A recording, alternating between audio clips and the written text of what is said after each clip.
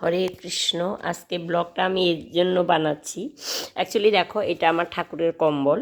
এটা দিয়েছেন আমাকে একজনে, ঠাকুরের কম্বলটা।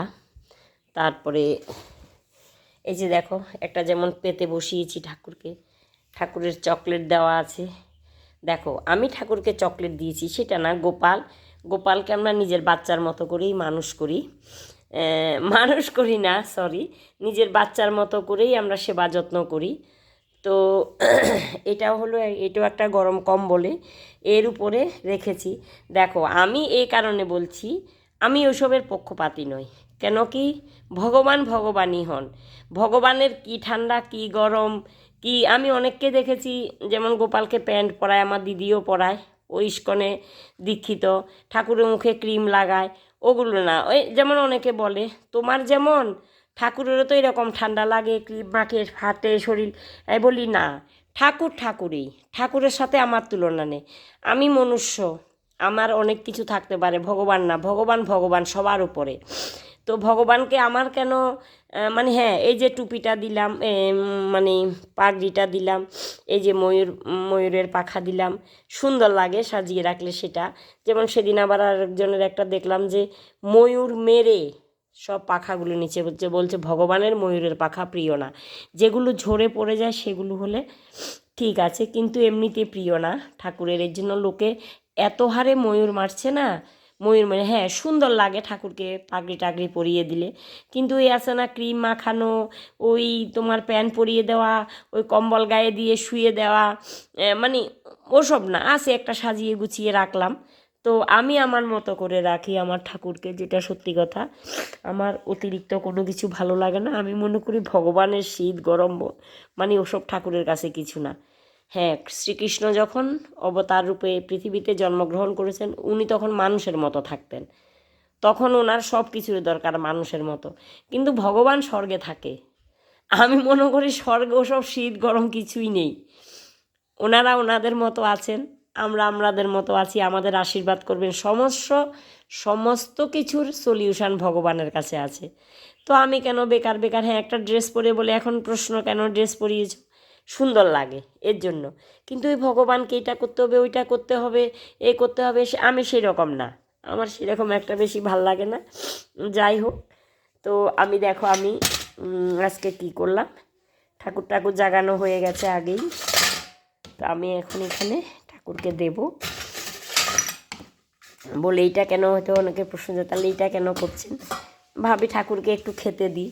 হ্যাঁ, কত জায়গায় ঠাকুর খাচ্ছেন সেটা ঠিক আছে, তাও একটু দিলাম, এই আর কি, কাজ নেই। এই আমার শিবলিঙ্গটা, শিবলিঙ্গে দিলাম। ওম নমঃ শিবায়, ওম নমঃ শিবায়, ওম নমঃ শিবায়। যাই হোক, পুজোটা আমি একান্ত নিজের মতো করে করব, নিজের মতো করে করি পুজোটা। কারোর সামনে পুজো করতে ভালো লাগে না। যাই হোক, জাস্ট এমনি একটু এর জন্য বললাম আর কি। আমার অতিরঞ্জিত কোনো কিছুই ভাল লাগে না, মানে ঠাকুরকে এটা করতে হবে ওইটা করতে হবে সেটা না। আমি আমার মতো চলবো। ভগবানের, মানুষের সাথে ভগবানের তুলনা করলে হবে না। মানুষের মতো শীত গরম এই সেই ওসব ঠাকুরের নেই। ঠাকুর ঠাকুরের জায়গায় আছেন, সেটাই আর কি। যাই হোক, সেটা কোনো কথা না, নিজের মনের কথা অনেক সময় বলতে ইচ্ছে করে, এর জন্য তোমাদের বললাম। ঠিক আছে, রাখলাম। সত্যি আমার ব্লগ তোমরা কম দেখছো, ভিউজ টিউজ বেশি একটা আসে না। আমি এডিট পারি না, এটা না ওটা না, এর জন্য আর কি। তো সারাদিনে দেখো, ঘরে সকাল থেকে উঠে এই যে দেখো, বিছানাপত্তা সব গুছিয়ে রাখতে হয়। আজকে কয়দিন ধরে শরীরটা ভীষণ খারাপ যাচ্ছে, গোছ গাছ সেরকমভাবে করতে পারছি না। অনেক কিছু সেরে আমাকে আবার পার্লার যেতে হবে। তো এই ফাঁকে আমার এই নূতন ঘরটাও তোমাদের দেখানো হয়নি। দেখো কি সুন্দর করে লাইটটা জ্বালিয়ে দিই। এই দেখো, এগুলো সব আর্ট করেছে ঘরে, নূতন রং করেছি ঘরে আমি।